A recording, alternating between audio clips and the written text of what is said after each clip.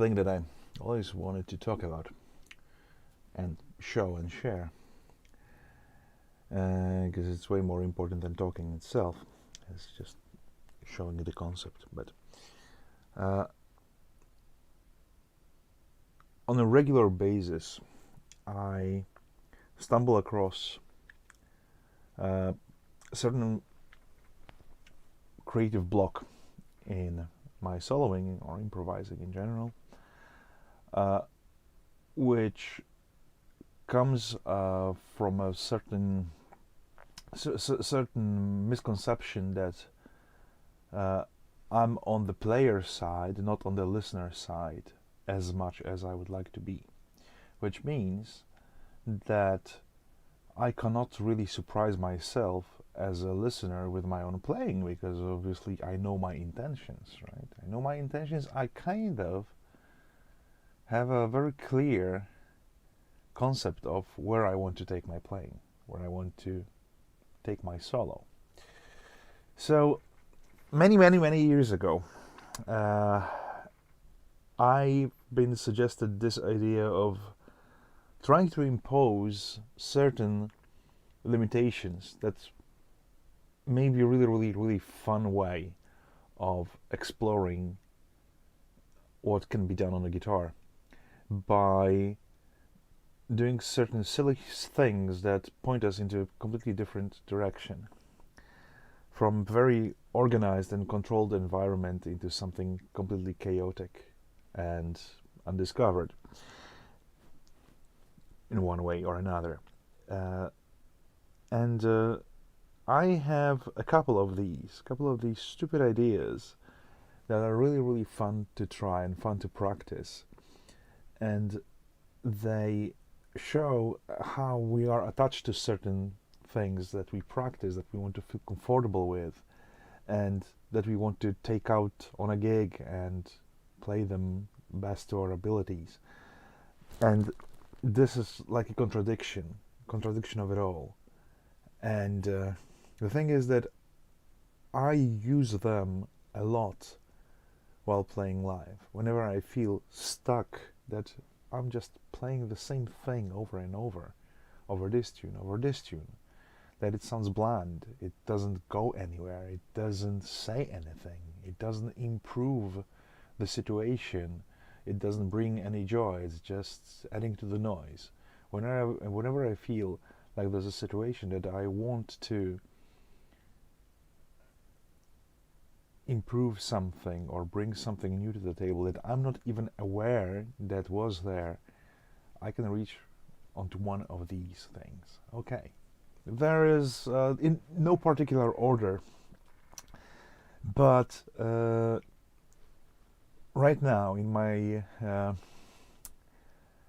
loop pedal I have this 1-6-2-5 progression: C major, A minor, D minor, G7. Very plain C major thing, so it's very forgiving in terms of note choices. We won't have to sweat too much over note choices in this case. We can think more about tonalities and seeing what imposing certain things over these chords does, but it's like not crucial in this particular case. But I have these chords, so there is certain movement. There is some sort of backdrop that I work against. And my first creative limitation will be that I am allowed to play only using my index finger. I have the whole neck at my disposal. I can choose whatever I want to do, but it has to be done with one finger and one finger only. It can be played along the neck, across the neck. I can bounce off open strings, use all this stuff, but it's just one single finger. Let's see what we can come up with. And I'll make breaks and describe roughly what can happen in this particular situation. So here we go. 1-6-2-5 in C major, just with index finger.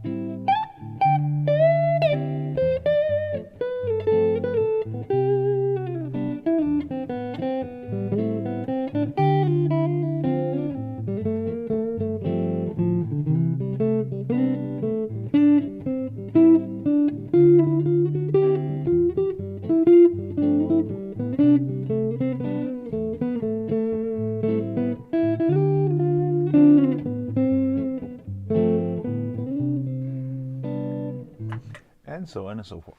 Okay, so because I had only one finger, I used open strings quite extensively.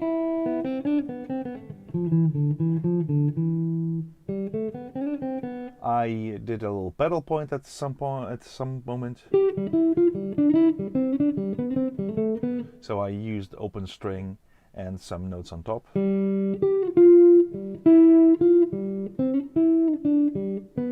Something of this flavor. I tended to bend some notes, but very slightly, usually half step, because only one finger means that I cannot get a proper grip on my string that I want to bend. In terms of intervals, thirds and fourths were possibly the broadest that I did, because again, that's something that is within reach of my rolling index finger.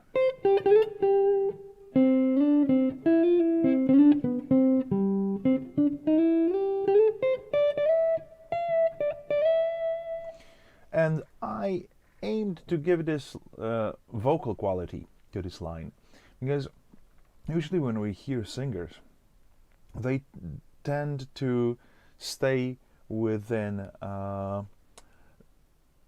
certain range of intervals, and natural thing for speaking voices and singing voices is to avoid broad jumps in terms of intervallic skips, right? So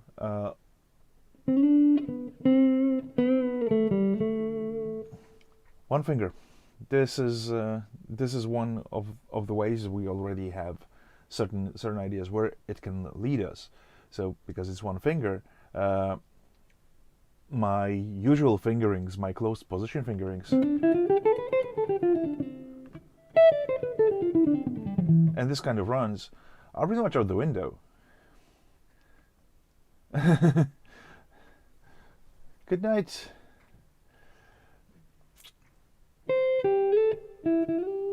So there is a different way of saying my source material on the neck in this particular situation, because I'm not longer tied to my index finger and my point of reference. Like, okay, if I say I'll play in a closed position right now, just to show the idea.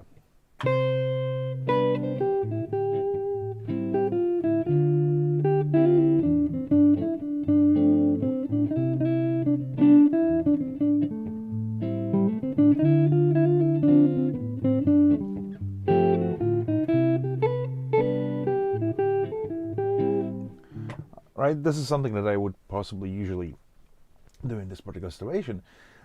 So I know where my C is, and I can visualize every single note way easier because of that, because I know where my C is, right?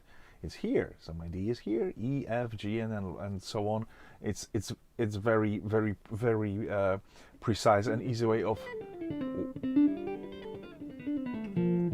because it's in positions, I know where these notes are at all times. When I'm limited just to one finger, suddenly very, very different groups of muscles work, not the usual ones. And the way I perceive guitar suddenly, and all the known places, well, they behave slightly differently, right? Because it's no longer a closed position. If I want to play C to E, well, I'll do my skip. But if I want to play a triad, now it gets slightly more complicated. And the sliding quality kind of like sneaks in, whether I whether I want it or not. I mean, if I want to get like a proper separated notes, I just need to do the quick movement. But this is like not what this limitation implies. Okay, so I had one finger, everything at my disposal. Let's try with two fingers, index and middle, and see how this changes the whole approach. Same progression, C A F G7, C A D G7 in a C major, laid back backing.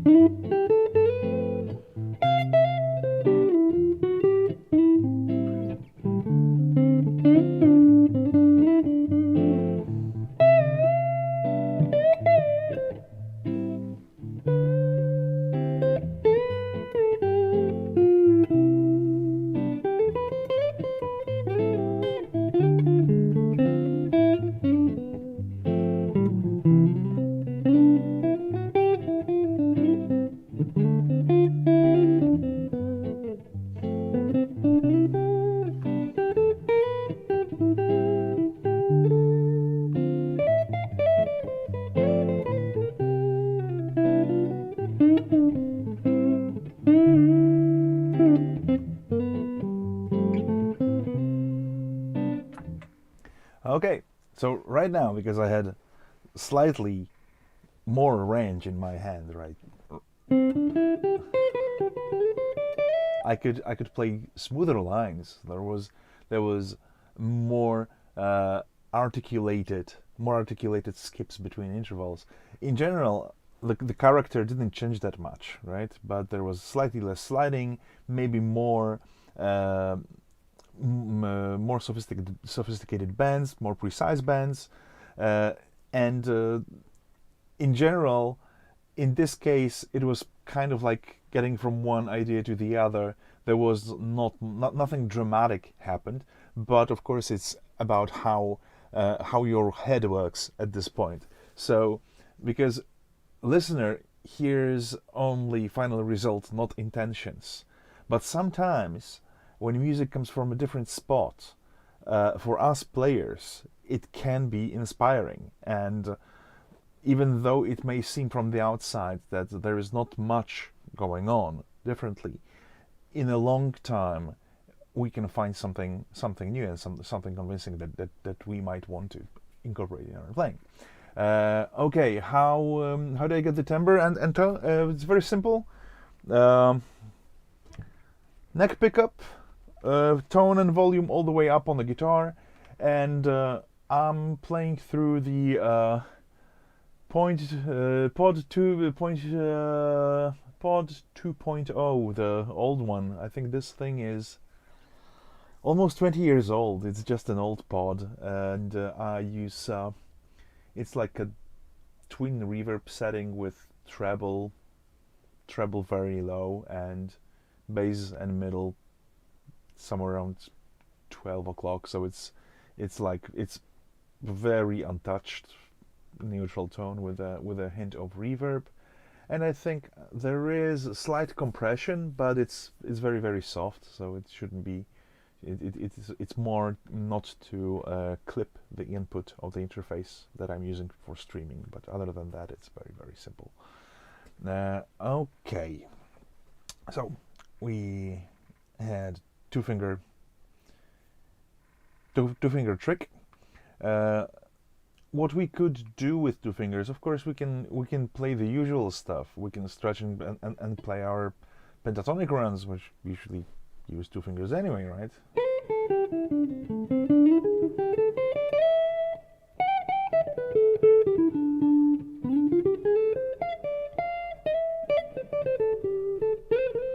But it sounds even worse than just playing pentatonic.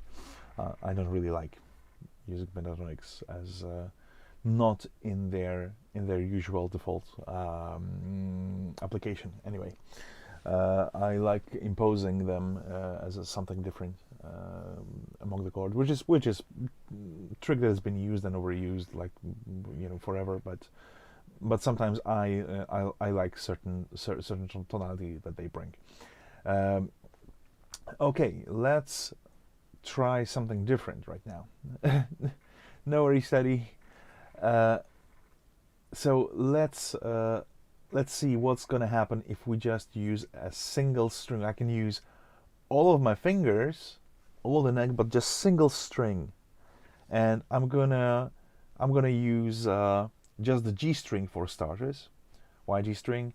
Because first of all, there's my favorite C in here.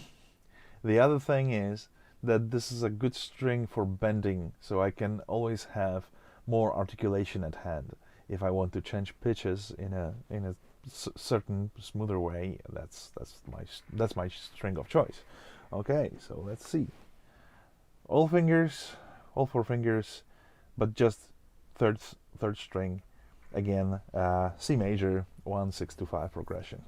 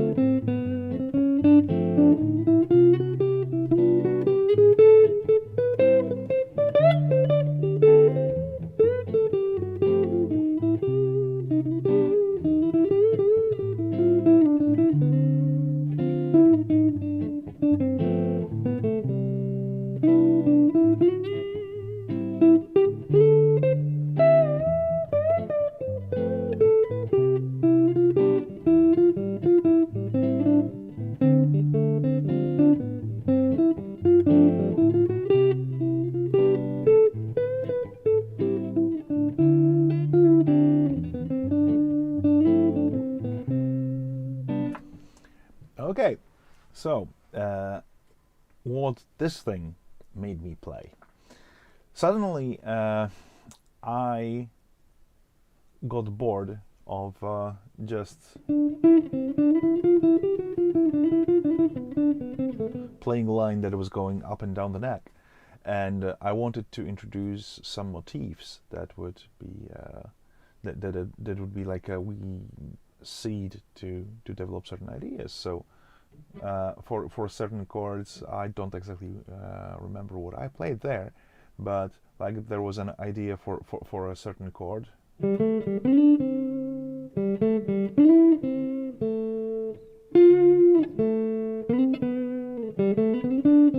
For C, C major, A minor, D minor, and the G. Because right now I could see how this whole motif, just on a single string, moves with the chord, how the notes that would work as a resolution points for the chord, which is just safe points, right? What I'm thinking about is just chord tones. So for C major, C, E, G are like the blandest, the most resolved places. D and A are slightly more colorful. B is the one that is just a hair out there. It's nice and spacious.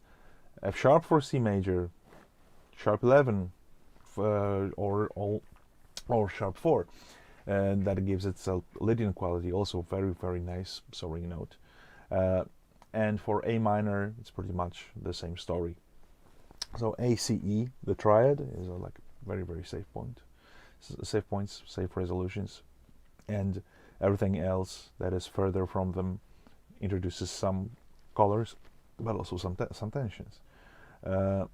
And in this case, I just wanted to grab simple idea, simple motif, and accommodate it to the chord. So say if I take those three notes, C, D, E, it will work really well on C major, slightly bland, but it's very safe, very conventional sound.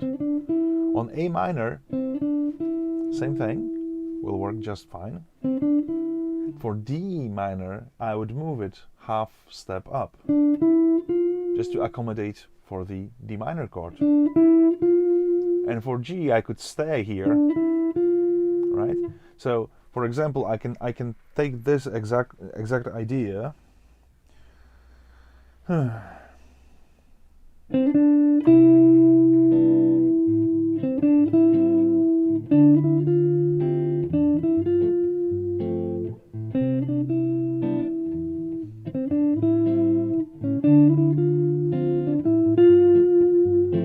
Okay, I used some phrasing, some rhythms. Let's maybe start with a very basic thing. I just play three quarters, three first quarter notes of every bar. So there is no rhythm. It's just this bland exercise. There is no excitement whatsoever. We're not injecting any kind of beauty in there. It's just an exercise.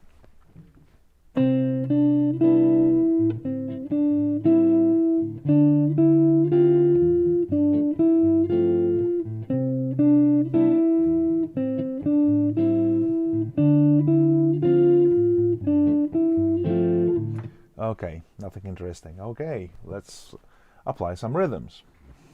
So, for example, I'll start with syncopation of some sorts.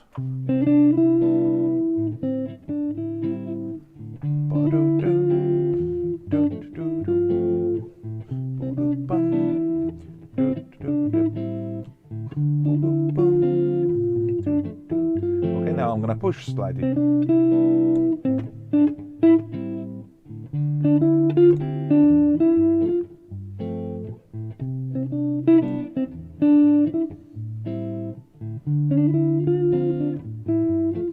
Let's introduce some articulation.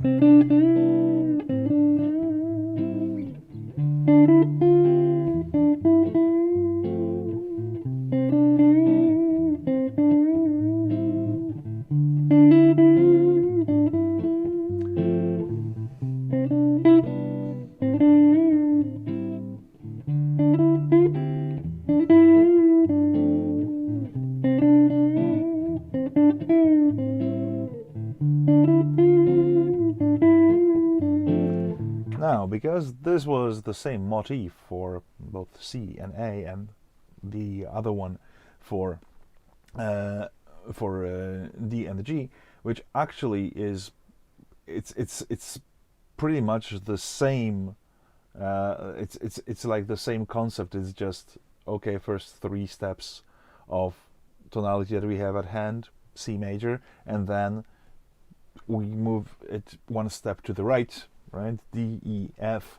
So, like there is not much happening, but if we just add slight sugar coating, phrasing on top of that, some different rhythms, some articulation, now we can go a step further and let's see what's going to happen if we accommodate it to the chord slightly further.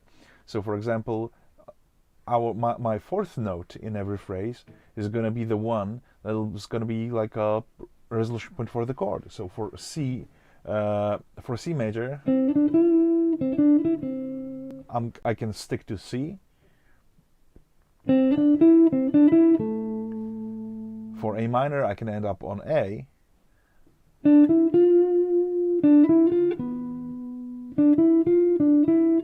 For D minor, D, F,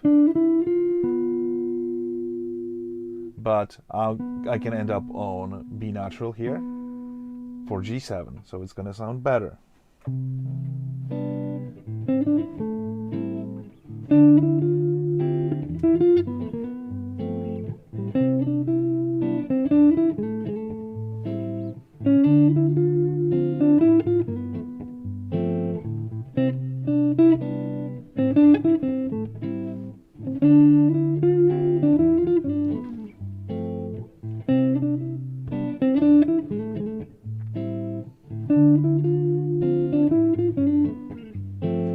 Okay, let's move the whole idea further. I'm gonna keep on going, trying to play something that will work with the chord, and but we'll introduce some forward movement. Okay, I'm gonna do it like this.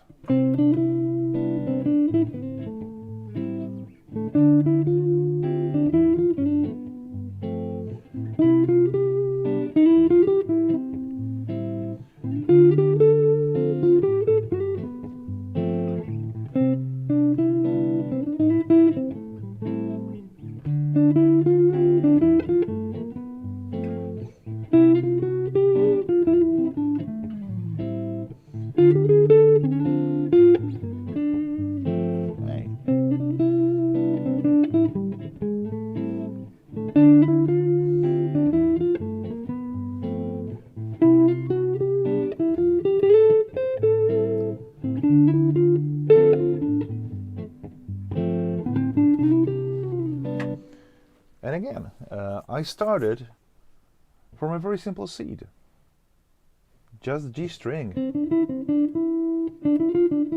This was my initial material that pushed me towards playing a line that is something slightly more captivating, because we as listeners absolutely love being guided by something, or do something that we might expect. It's like, oh, it went there. I knew it.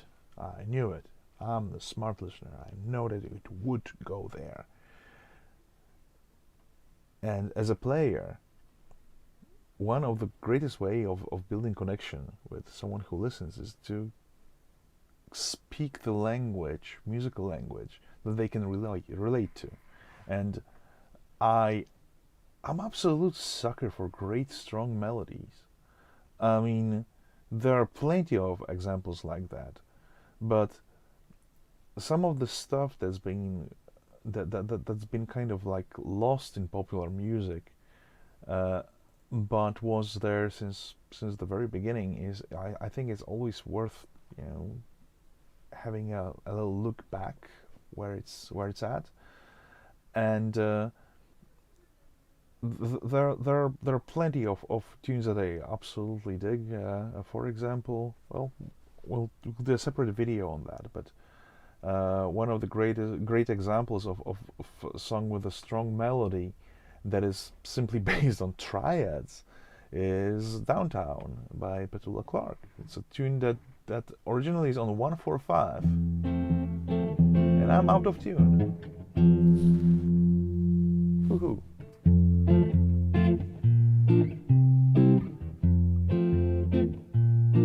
Right, so this is the chord backing.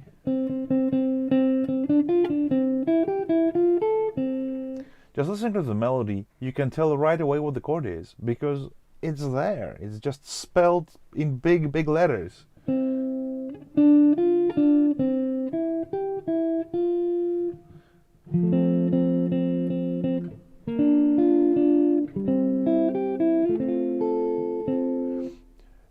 Me just holding these chords, F major, B flat, C major, F major. I just hold the chords, basic triads, and choose the strings that I have, and the melody is there. It's just built into these chords.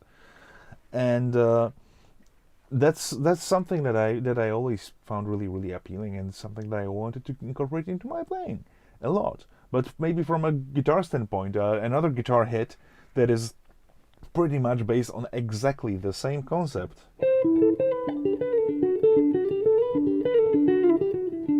Cliffs of Dover by Eric Johnson. A minor triad, G major triad, D, G, D, E minor line. That's strong melody just built straight from the triad, from the chords, and it describes the harmony is there to serve the melody. It's simple as that, right? And this kind of very simple concept, like when we listen to the whole Eric Johnson's tune, this song is on verse it's 1 4 5 1 4 5 G C D G, and then goes to then goes to 2 5 1 6. Very obvious progression, something that has been done millions of times, but because of the coloring, phrasing, and certain melodic ideas, it makes it very special. The execution makes it special, right? So, and that's one of the things, and that I like to incorporate, this idea that I just showed, how to develop from very simple, from a simple concept to something slightly slightly more useful and just more musical, right? More, it's transforming from an exercise to a working phrase, something that could be a vocal melody very easily, right? That soloing is pretty much spontaneous composition, as by definition that's what it is, right? That's what improvisation is. It's composing on spot, right? Hey, David.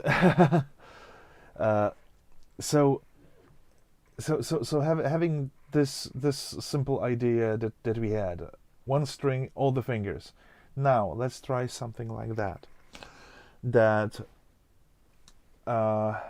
I only have 5th, 6th, 7th, and 8th fret, first 3 strings, nothing more. I can use all my fingers, but these are all the notes that I have. So it's basically chromatic scale from C to C. It's good that I chose from C to C and not from like F sharp to F sharp. Because I mean, we still playable, but it would be like in the straight in the middle, split in the middle of the octave, which would make possibly. I mean, yeah, some self-imposed harm through music always. Okay, let's try. I get my 5th position. It's gonna be pretty obvious because that's where my closed position C major lives, right? But I have my chromatic notes because I'm limited by everything else. I'll try to throw some chromatics in there and try to make it tasty and not forget that this is all I have. This is all I have. Those 3 strings, 4 frets.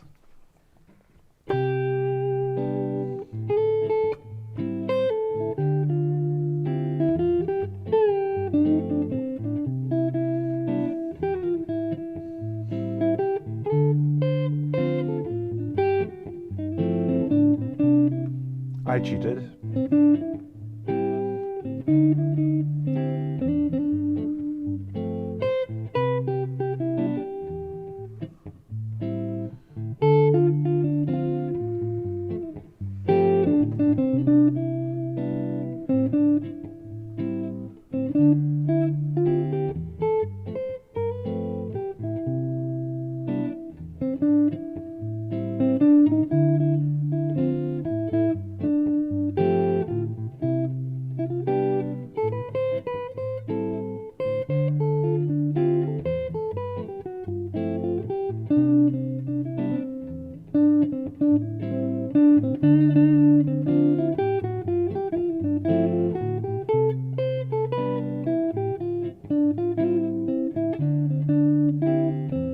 Okay, this time with different phrasing.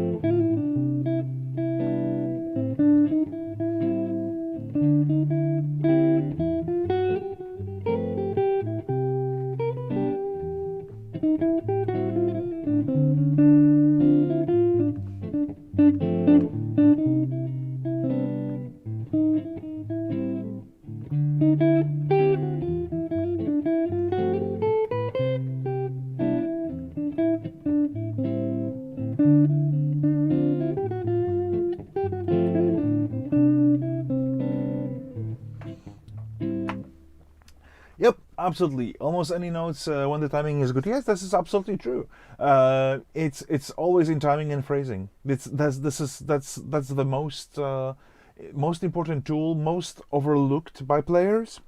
Uh, Often very hard to learn because it's something that we can learn solely by doing, by being exposed to what's going on. It's very hard uh, to get the ideas. Okay, maybe the only thing that I can think of is maybe not the only one, but like the easiest one to get into it is to use preset rhythms.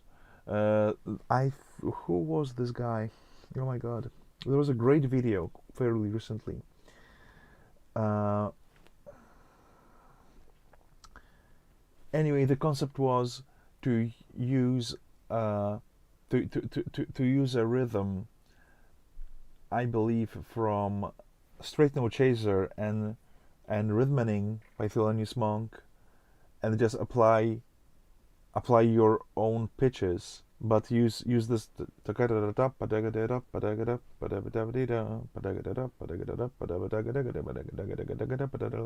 this rhythm, right? Or and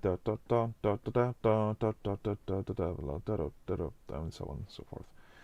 Can't remember how the rhythming goes. Anyway, but to break the phrase in this particular way, to make the phrasing more interesting than just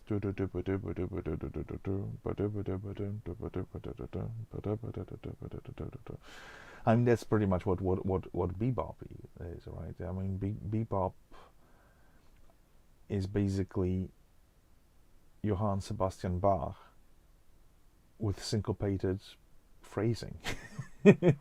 It's not it's not that anymore, right? And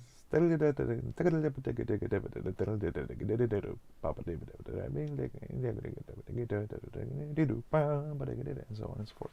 Anyway, that's what's a make or break, right? So, and actually, that's a very good tangent to what we're discussing today, because we're imposing limitations, but these limitations are coming from our approach to the instrument and to having control. It's about letting the control go and using some alternative methods of making music in this at this point, right? Because we were limited by note choices, so we had to compensate with rhythm, with articulation, with different temporal options that we have,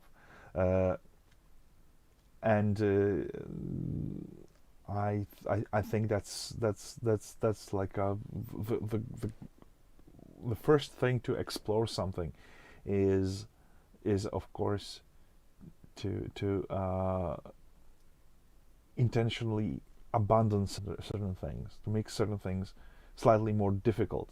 I remember that I had this phase where everything I played was were certain runs that I just treated them as a habit, and I wanted to break it. So I started playing on a very heavy gauge string where pretty much it was very hard to play legato, and these lines wouldn't work at all. So I had to start flat picking in a more precise way and make my note choices based on that. The guitar was very hard to play at this point, so I had to play in different positions. I had to choose different layouts on the neck where it just made more sense in this particular situation. And that's also on a very heavy string. I mean, really heavy set of string. I had at peak I had 17th as the first string. The bottom ones weren't that heavy because they're just completely unusable. I mean, above certain gauge, I would say 64E is like top, and on some pickups it's already started wobbling because there's a, it's a good chunk of metal exposed to magnetic field, and the magnet is started pulling on the string, So it starts sounding very, very unclear, like a ring modulator effect of sorts. So it's hard to get a distinct pitch above certain gauge at this tension. So I'd say 50, 56, 58 for E. Oh, that's so great.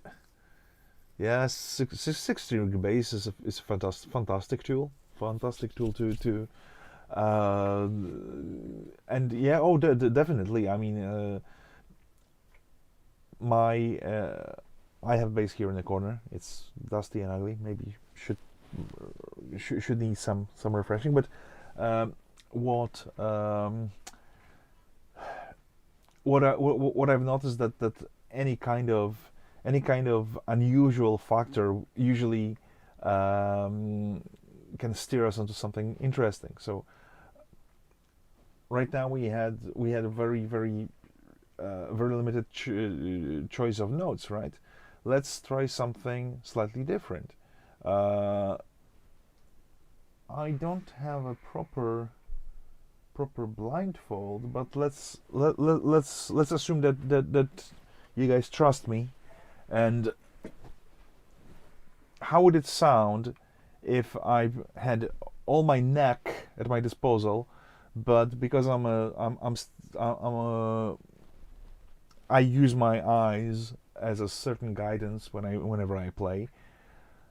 What would be the outcome if I played with my eyes closed or blindfolded, so that I don't have immediate uh, reference on my neck? So the only reference that I have is the note that I just played and certain muscle memory, which can be tricky because whenever we're here, fingers in their relative and the real relative movement, it's quite a strong, so it's quite a strong point of reference.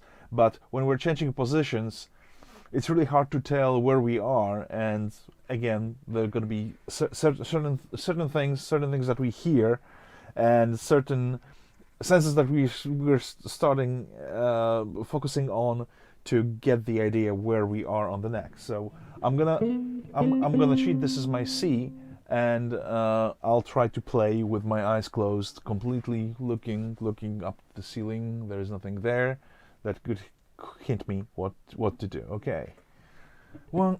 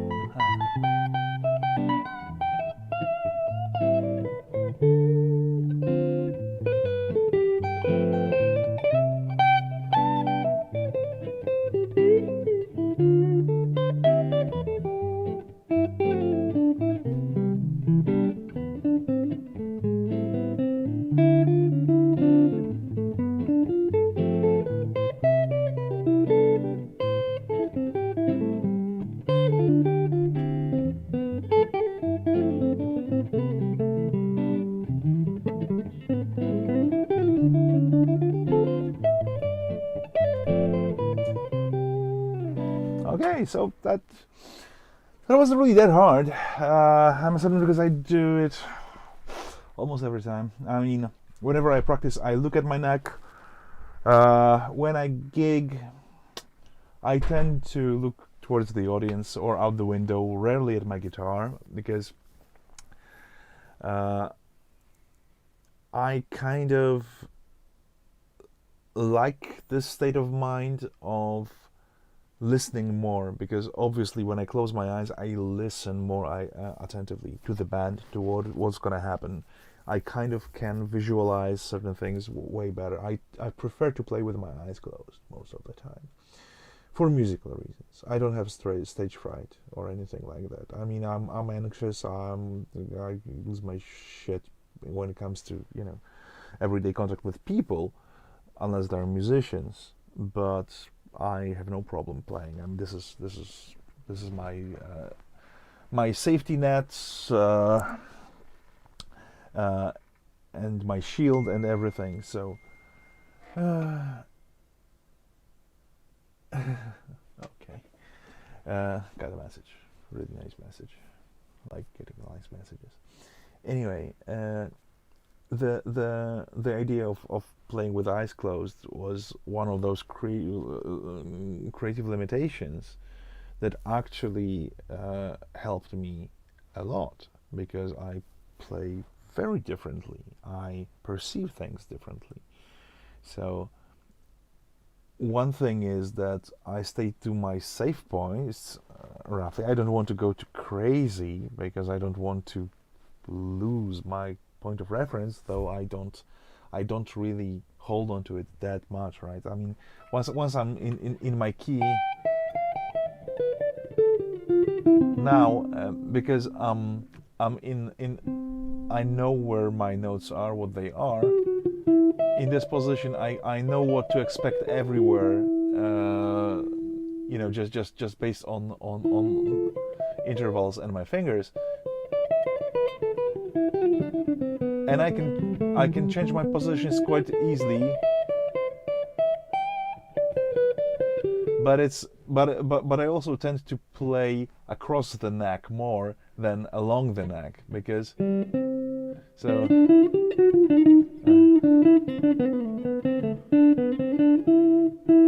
uh-huh.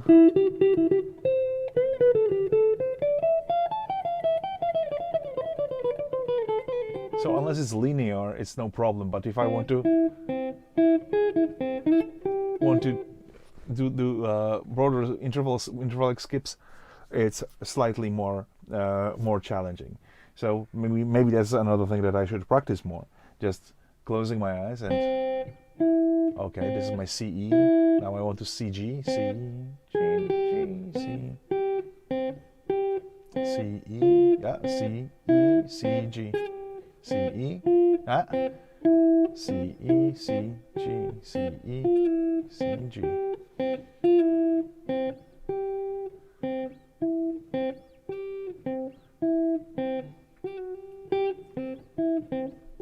So yeah, it's possible.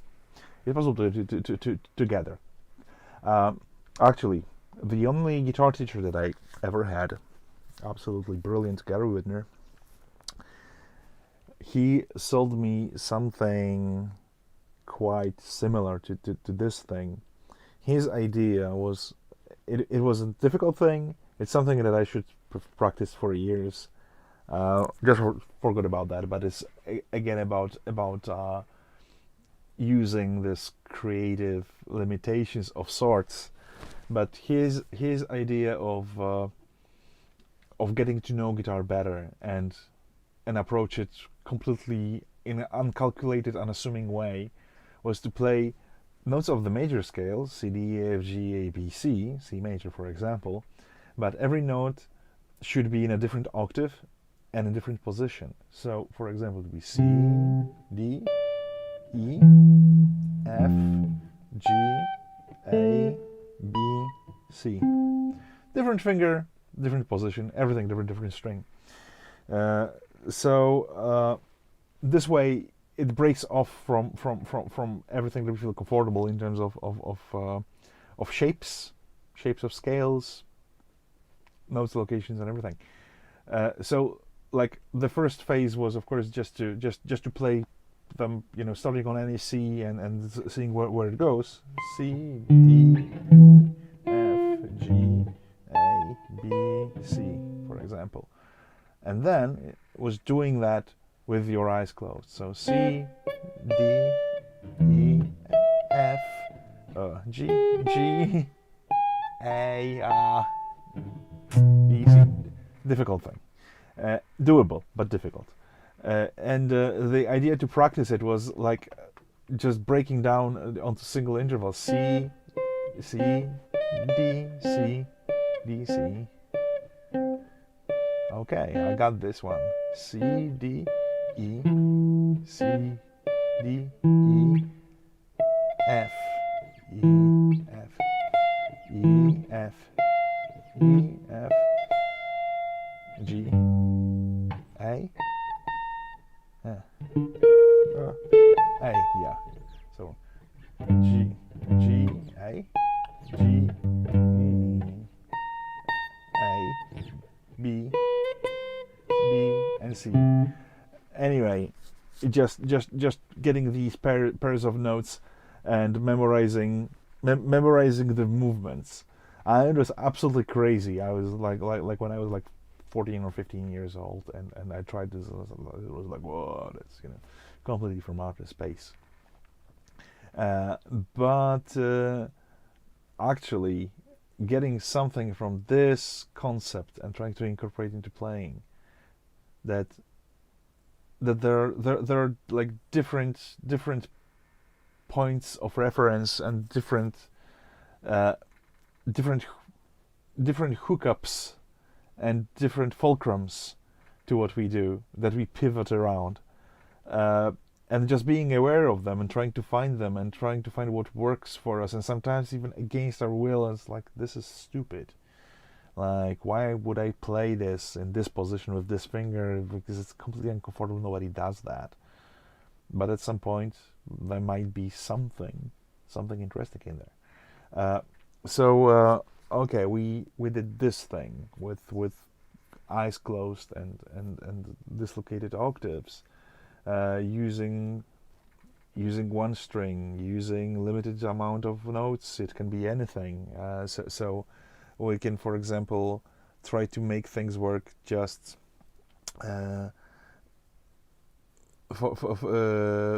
for example, just by having 3 notes and seeing what we can do with that. Just C, D, and the G. Okay, C, D, and the G, which actually can make us build some motifs, or rhythm ideas.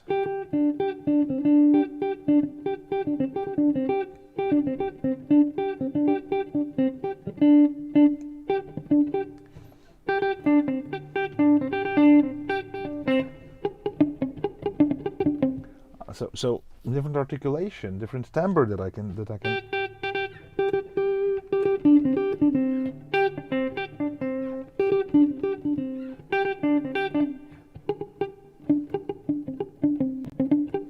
So let's see with these 3 notes.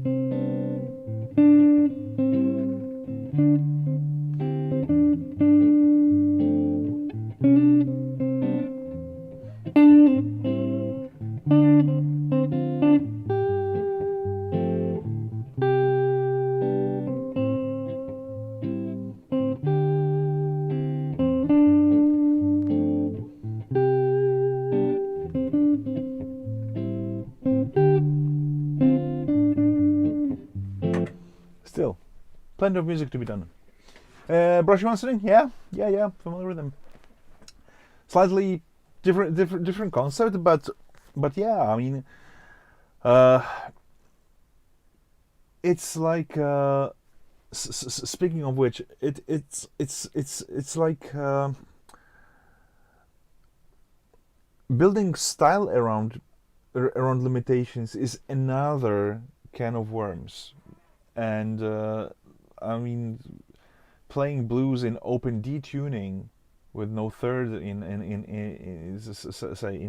D tuning also free. It's like, dropping certain shackles in terms of, like, we don't care about chord quality at this point, and there's again plenty that can be done with slide and open fifth, right? So single note as a rhythmic tool, and just one note, one string, uh, as a as a tool in more rootsy context is like, it's a one thing, it's a big thing, but uh, like carving out from everything that by default comes with a guitar, and standard tuning and all the musical tools that we have, and harmonies and harmonizations and chord substitutions, and suddenly uh, we have all these tools that are fairly that give us impression that we can paint anything that we want with all these tools, but suddenly we are left with things that don't sound exciting at all, because we've turned understanding backwards slightly, and it's really easy to get caught by into this trap, and just by knowing that they, in general, music theory, music concepts are descriptive in nature, right?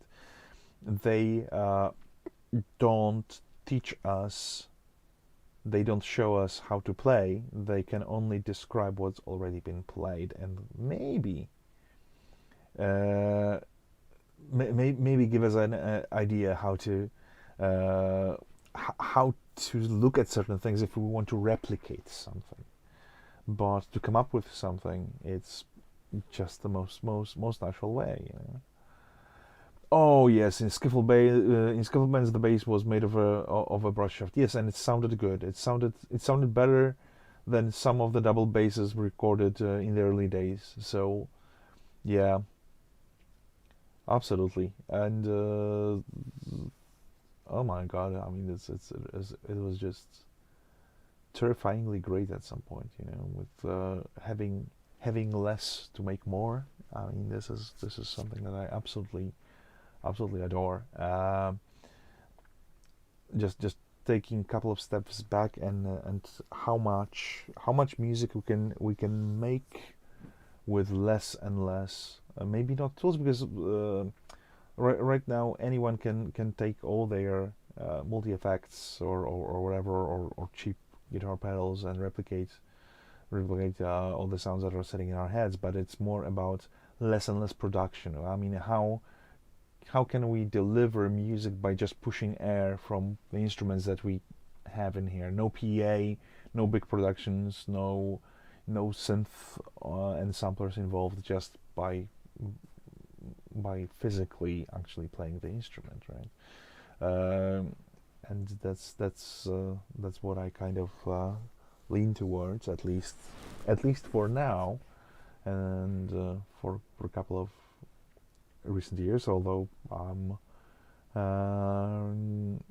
yes, I had a quite complex rig at some point. I used two half stacks and 6-channel amp and a rack of stuff and MIDI connectivity and all this scary stuff that could break at any point.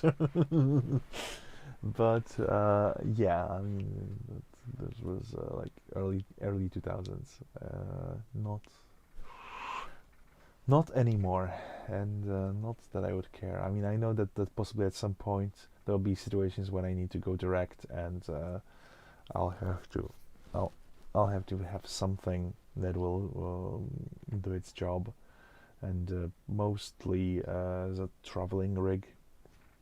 So I don't know where it's gonna end up. If it's gonna be some sort of, I don't know, cruise ship jobs or something, sitting in a pit reading charts at some point in future, possibly nearer than further. I'll need to have a guitar that I already have one. and that I won't be afraid to take on the airplane, and the direct trick that I can rely on. Though I heard some horror stories of guys that I think it was like Helix or something. The guy went to the gig on a cruise ship, and his Helix died or something, and it was actually device, not the power supply or something. It's something that he couldn't actually fix on spot. So that was slightly terrifying. I don't know how the story ended, but wouldn't like to be in this situation. Okay, let's maybe I'll check my tuning before we proceed.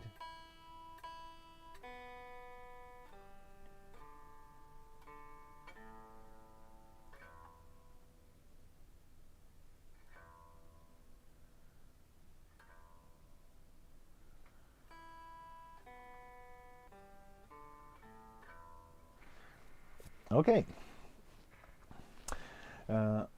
Now we can have a look at the combination of this stuff. For example, what would happen if we had one string and one finger? Because previously I had G string, but I could use all my fingers. Now let's try to just use G string and one finger.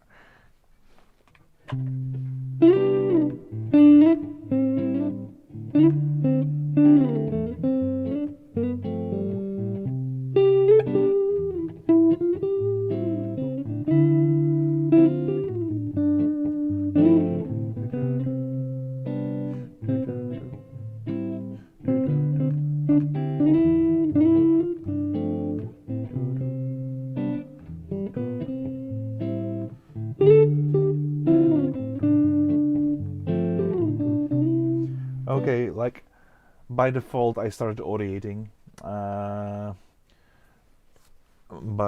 I mean I almost do all the time, but right now I kind of like externalize it. So I started singing along with my playing because I felt so limited by this. Thanks, David.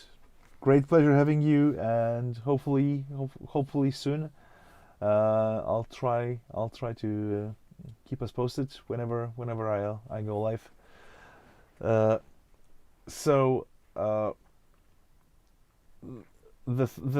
thing is that because right now I have one string, one finger, none of the guitar tricks that I learned could be executed with this technique. I mean, like my scale runs, my bends, my melodic patterns, everything that I try to avoid are not there anyway.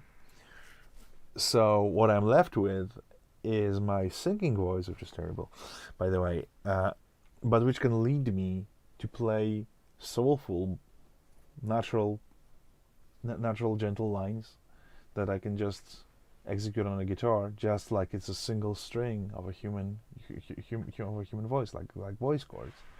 So.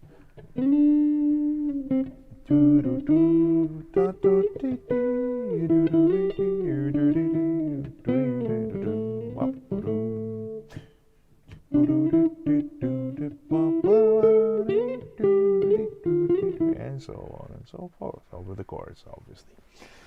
So this is one other way to approach it. Okay, what would happen if I have one finger, one string with eyes closed? Okay, and to make it harder, I won't grab onto my C this time.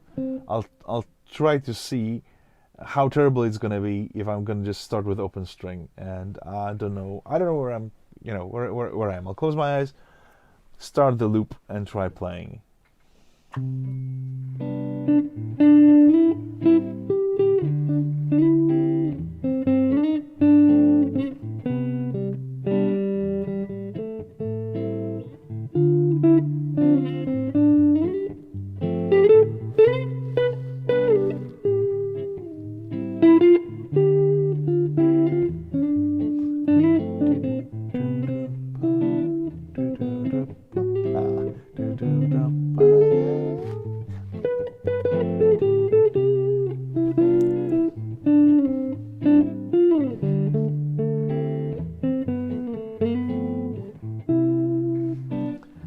Okay, I wouldn't say that it's easy, but it's doable.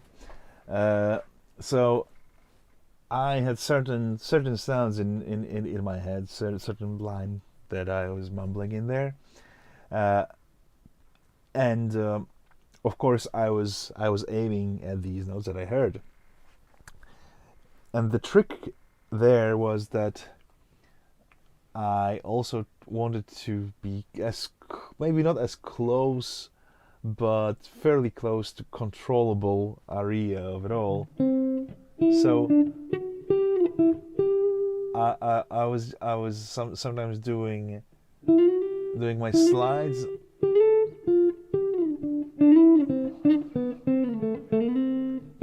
to hear where I need to stop, but that gave it this slurry character to the line. But it wasn't. It was kind of enforced by the fact that I didn't have a good strong point of reference, right? So if that's the sound I am aiming at, cool. but how would it work? Well, I could possibly over time build the confidence of playing this way.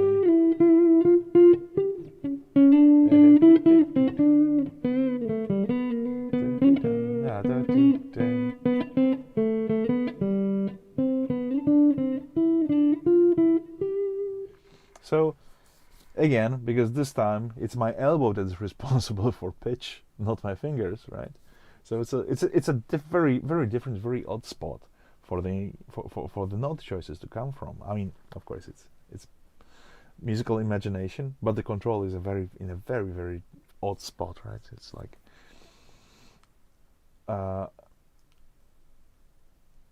here. Let's well I so sometimes this, there's this running saying by jazz players that the right note is just half step away from your mistake, uh, which means that there is an easy way to fix it on a guitar. If you, for example, hit a wrong note, you can always put it half step later by a little percussive maintenance. Works also on all on the whole chords.